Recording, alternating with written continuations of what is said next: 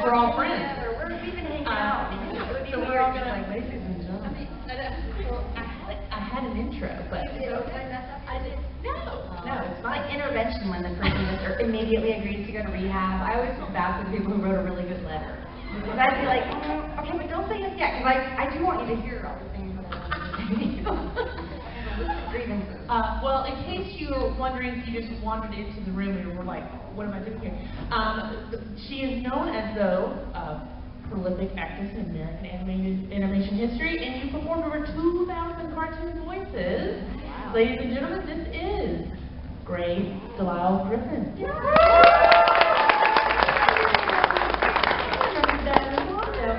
I definitely want to welcome you to Chattanooga. I cannot wait to go exploring later. Yes. Is this your first time to Chattanooga? Yes. And I had a house in Nashville. We never made it over here. 2 hours? I know. In time zone. So where are we going to start? You've had quite a career. I mean, I can't believe how long I've been doing it. 25 years. It doesn't seem like. There are people who come up who are like old, who are like, you're my childhood, and I'm like, how could I be your childhood? You're old. I mean, you've been iconic voices for our childhood. No, it's great. I mean, you definitely don't look a day over. Oh, you're so sweet. 30. Oh my gosh, I have 3 kids. I have a 5-year-old, an 8-year-old, and a 15-year-old. And when I'm with my 15-year-old, sometimes people think he's my boyfriend. He was trying to hit on people. We were in Paris. He's like, I can't meet anyone because everybody thinks I'm with my weird old girlfriend. So I know that this probably has been asked multiple times, but I'm just going to go ahead and start off of it.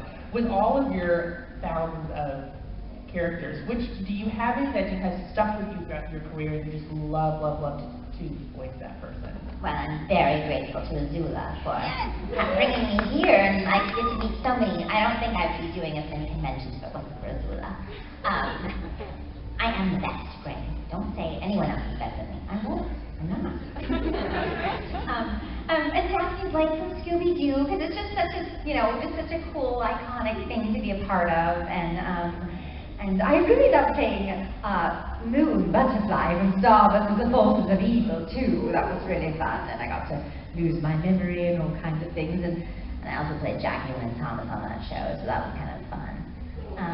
But I also like to play Scoot from the Loud House. I play the Little Loud Sisters, too, but my favorite thing is playing Old Lady, so she's grumpy. So, with all the characters that you voice, I know that there's a certain nostalgia there, like one that when people grow up with that character, how does it make you feel knowing that a character that you brought to life has just made a large impact on another person? The thing is, I didn't even know. Like, I just had no idea how, well, especially Azula, I had no idea.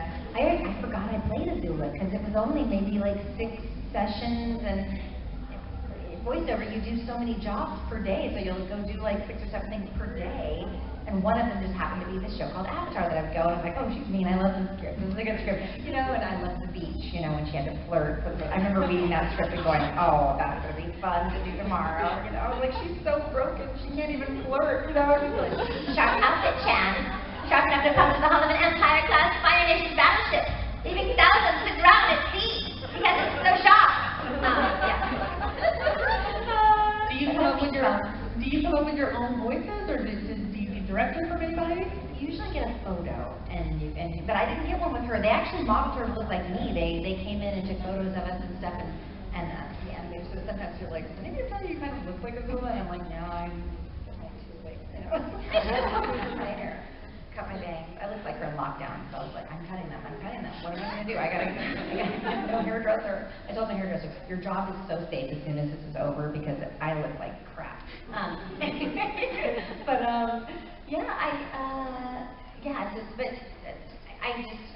They said that they picked me because they ended up looking for an Azula with a lot of celebrities.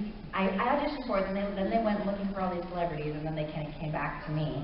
But they said that everybody was yelling at people as the villain, and that every time I read her, I just read her very quietly like this, and very powerful, because I'm so powerful, I don't need to yell at anyone, because you'll just be gone. Yeah, it's way more threatening when someone's not yelling. It's like, what's going on? Right?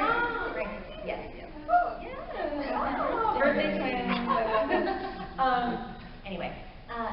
So yeah, but sometimes they do show us the character, and sometimes they'll be doing something and they'll just tweak it a little bit. Like if I see like buck teeth or something on a character, then I'll just sort of read it a little bit more like a buck teeth kind of situation, because that person would talk a little bit differently than a regular person. And then they're like, can you just make it a little heavier? So then you sort of make it a little bit harder to breathe for that person. There's a little bit more weight on there, you know, and just. They'll say, can you make it like 5 years younger? It's like, so then you're talking like this, and yeah. So we definitely want to give the audience an opportunity to ask your questions. Yeah. So we have a microphone that's going to be over here.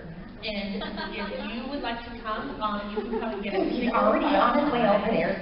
Yes.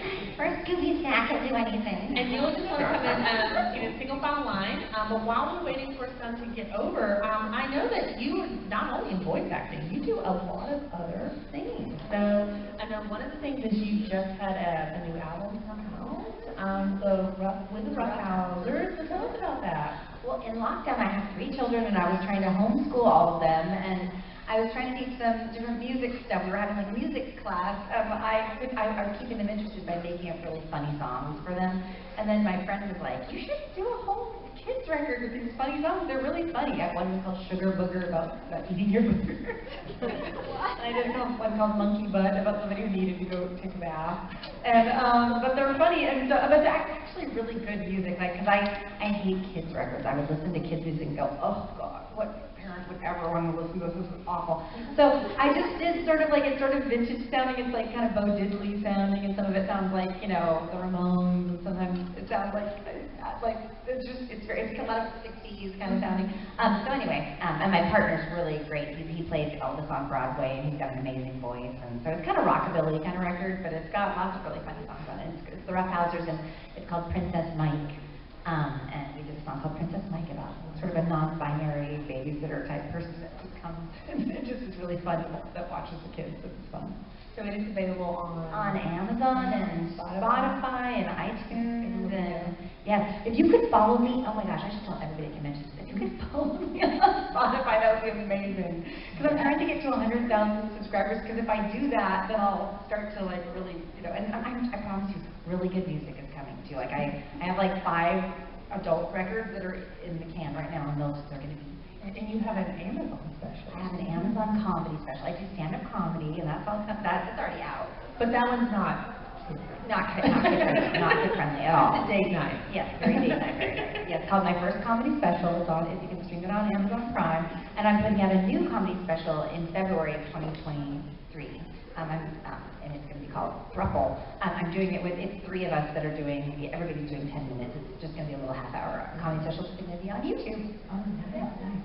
Okay, we have a line. Okay, so this is what we're going to do this time. So you're going to tell your name, where you're from, and what is your favorite Grey character. So think about that, okay? And then ask your question. Go ahead. Testing. It works. Thank you. Hi, my name is Joe. I'm from Gatlinburg, Tennessee. Gatlinburg, Tennessee. Sorry. Yeah, right by Smokies. My favorite role of yours, hard to decide, but on one hand I could pick Lana Loud because we both love animals, but... Yeah, I love animals. They're cool, and I help rehabilitate them and stuff. Although I guess Daphne Blake would come to a close second. Well, I guessed that from your outfit. Thank you so much. Because, to tell a personal story, there was a time when I didn't really have a lot of friends, so the Scooby gang was kind of there for me. Well, thank you. We'll always be your friends, no matter what's going on. Thank you. So my question is, now I know this probably would never happen because of the number of older siblings they have, but what do you think would happen if Vicky had to babysit the Loud twins? Oh my goodness. Well, I don't think Lola would like Vicky very much, because Vicky and Lola would really have it out. Yeah, go make me a milkshake, you little brat. Go away. They fight. They would. Yeah, thank you. Hi. Hi, I'm Jalen. I'm from Rome, Georgia. My favorite character you played was Daphne. My question is, was it fun to be a part of Scooby-Doo? Oh my gosh, it's so fun. It's really fun. It started out on a really bittersweet note because the woman that played Daphne before me was my teacher. She taught me how to do voice matching and everything, and she taught me so many voiceover things. And she was the original, all the voices on South Park, and she was Snow White for Disney, and her name is Mary Kay Bergman, and she was my mentor. And so when she passed away, which was really it was a tragic situation. Her husband said, you know, Grey, you should, immediately had auditions for her parts, and I was just like, oh my gosh, it's only been dead like a couple days, how can we be doing this? But her husband was staying with me at the time, and he was like, Grey, you should just do it, because she would really you were the person that she would have wanted to do it. And I was like, but I can't listen to her tape, I can't do all the things she taught me to do on how to learn a voice, you know, so I just went in and just did my best, and they were like, Grey, it was like she was in the room, like, she definitely was your little guardian angel for that, because you sounded just like her without it, because I was like, I did not study it, I didn't do any of the things she taught me how to do to nail it, but every day I feel like she's with me, because Daphne's brought me so much wonderful, you know, so much wonderful quality of life, because I get to go places and meet people as Daphne, and I get to go to hospitals, and it just seems like Scooby-Doo is universally loved. Like, it just gives everybody sort of a warm feeling, and I got pulled over once, and the cop was like, you know, really mean to me. And then he was like, I was in handcuffs, because the thing is, I didn't know that I was being pulled over. I know. I did not know I was being pulled over. I have ADHD, and I'm a little spacey, and I just do this one thing really well, but everything else I'm not very good at. And following directions is not great. I get so nervous that I'm like, I don't know what they're saying. What are they saying? Like, you know, they were like, where's the fob? And I was like, I don't know what a fob is. Oh, that's why he's been following me, because there's a thing called a fob that they think someone stole, and that they've been chasing me. I had a whole scenario, but really they just put the key fob. I had never heard the expression of fob before. Anyway, I was in handcuffs. And he was like, where are you coming from? And I was like, Comic-Con, San Diego. Comic-Con. And he was like, well, what are you really Comic-Con for? And I was like, because I do cartoons. He was like, oh, you do cartoon voices? What voices? Whatever. And I was like, I do Daphne on Scooby-Doo, because I was thinking, that's something else know. And he was like, really, Jerry Scoop? I was like, I don't think he thought that I really could, because I was doing a really bad job at it, because I was doing it as I was sobbing. Then they realized I was just an idiot and didn't know that they were following me. I actually filmed it because I thought it was so funny. Okay. I was speeding a little bit, and so they started to pull me over, but then I was like, oh, I'm being pulled over, shoot. So I started pulling over, and then they were like, do not pull over. And I was like, yeah, I heard do not pull over, that's what I heard. But apparently they had said don't pull over, go to the next exit and leave the freeway, because I guess it's not safe to pull over on the freeway. But all I heard was like, oh, they definitely don't. They don't want me to pull over, so it must be actually, I went out to go faster. Well, I kept trying to get out of their way, and they would like go behind me, and I'm like, I'm trying to get out of your way so you can go chase whoever it is you're chasing. And then there were copters. I was like, well, this totally looks bad. I was like, it really does seem like I get chase unfolding. I got my camera. I'm like, oh my God, everybody, like the people are. I'm gonna send it to my family. I was like, there's this low speed chase with me. They're following me. I don't know what's going on, because I thought this looks so cool with all those like cars you have. Anyway. But finally, they sent it to my car, and they're like, pull over. And I was like, oh my God, okay, you said not to, but okay, now you want me to pull over. So then they were like, why didn't you pull over? I was like, you said not to. And they said, we said to pull off the freeway. And I was like, well, I didn't hear that part. I only heard do not pull over. Anyway, so the sergeant came down. It was bad. And I looked at Twitter after, and somebody was like, oh my God, all these copters in Glendale, I hope they lock them up and throw away the keys. They're taking out me. Anyway. That was a long answer to that. My name's Josh. My favorite character is Azula. Well, thank you very much. You chose wisely. I was going to banish you if you didn't say Azula. Maybe one day they'll make a real movie about it. Oh, yeah, they have never made one, so. I'm trying to do voices for D&D groups and stuff like that. How do you keep them straight in your head? By not knowing what a key fob is.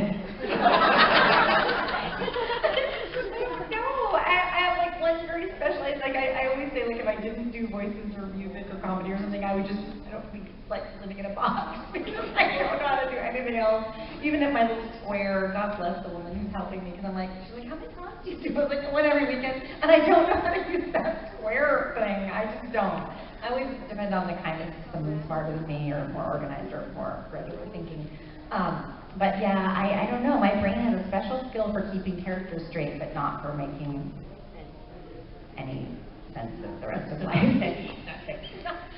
But like, it's not even that. It's like I'm always inappropriate. I say inappropriate things. I can't focus on what people are talking about. Sometimes if I'm talking to somebody who I'm not interested in what they're saying, I just go all over the place. My brain's all over. And then if I am paying attention to them, I start congratulating myself on paying attention. I'm like, you're paying attention to them. Oh, good for you. You're doing a great job. And they're so boring, and you're still listening to them. That's awesome. And then all of a sudden, I'm like, oh no, I don't know what to say. They'll ask me a question, and I'm like, oh no, I was so busy congratulating myself on paying attention to you, and you're so boring that I didn't hear that last thing you said. Anyway, so that's how I keep the voices straight. Just a weird special skill. I'm short, so. Oh, wow. Can someone pull it down? Oh, there we go. He got you. Uh-oh. Maybe you could stand on a little chair. Okay. See, that's my technical response. Stand on a chair. Don't learn how to adjust the microphone. Hi, my name is Lily Ann, and I'm from Cartersville, Georgia. And I don't really know what my favorite character is. It's okay. You don't have to. Okay. Too many. Okay, now I forgot what. Oh, believe me, I've been there. What was your number one favorite character that you've done? Oh.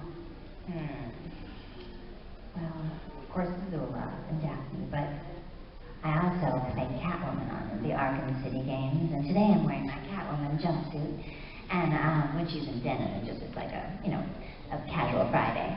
Yeah, I love playing Catwoman because she's a villain, but she's not all bad. She helps Batman a lot. And, I just feel like she's a little misunderstood, that's all.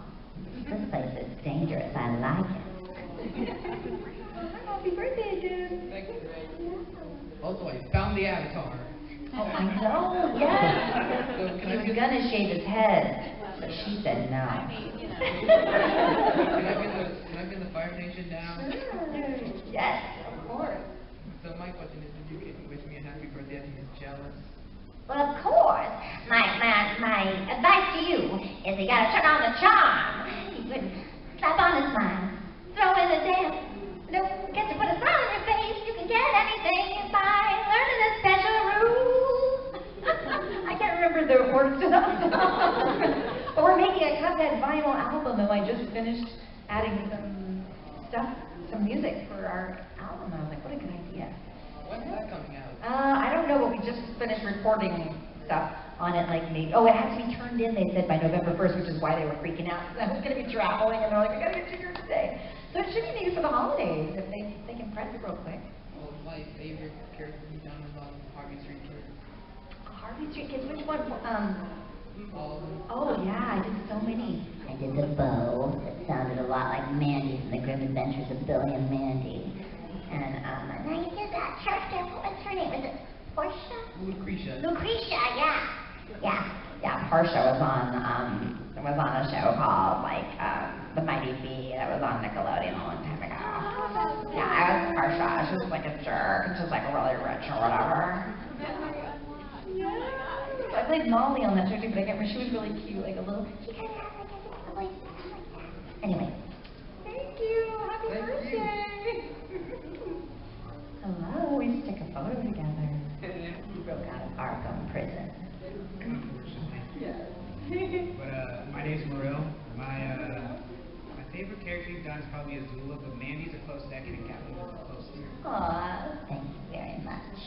My question for you is, if Azula and Mandy switch places, who do you think's gonna break first?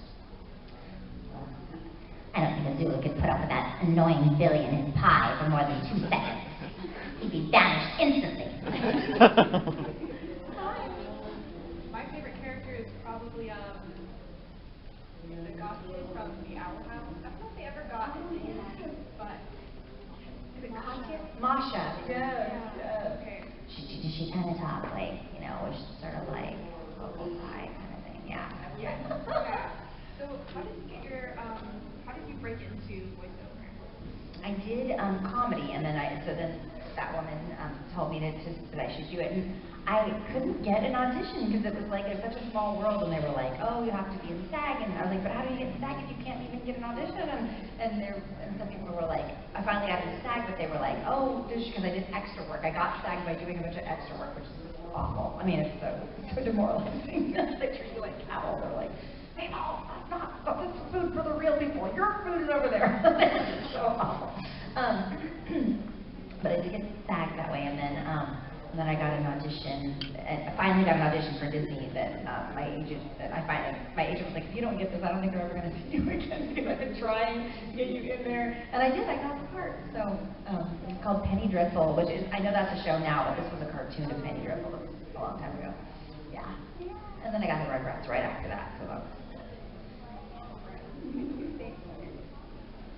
Hi, my name is Parker. I'm from Birmingham, Alabama, and I'm here for your play that's called Missoula. And I wanted to ask what it was like to work on the Owl House. on what? The Owl House? Oh, well, I've only done it like in my garage because, you know, it's just been like, you know, pandemic voiceover. Yeah, I don't think I ever did it in an actual studio. I don't think so. But I didn't realize, oh, yes, I did. It was like very toward almost right before the pandemic, I started doing it over there, yeah. I just got, it's so funny, so many of my voices start out as like, hey, can you come in and do like 1 or 2 lines for this little thing? And I'm like, oh, sure, I'll do anything, you know. So, and then the writers were like, oh, that's kind of funny. We should write something more for that character. Oh, that's, you know, and then they become like actual characters.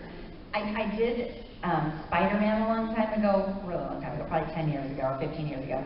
And I auditioned for Mary Jane, and I got like really close to getting the part of Mary Jane. It was between me and my friend Vanessa Marshall. Yes, Vanessa Marshall. She played Erwin. Yeah, she played Erwin. She was always flirting with me, but I didn't want to marry her. But anyway, she got Mary Jane, and it was fine because I love her so much. But I ended up just they're like, well, what's going to bring you in? Great, we'll give you like a few little lines on something. I was like, okay. So the first episode, they gave me this character called Sally Averill, who was a cheerleader. And I came with this really annoying voice like this, and she teased Peter Parker all the time. Oh, you think you're so cute, Peter Parker? You're so annoying.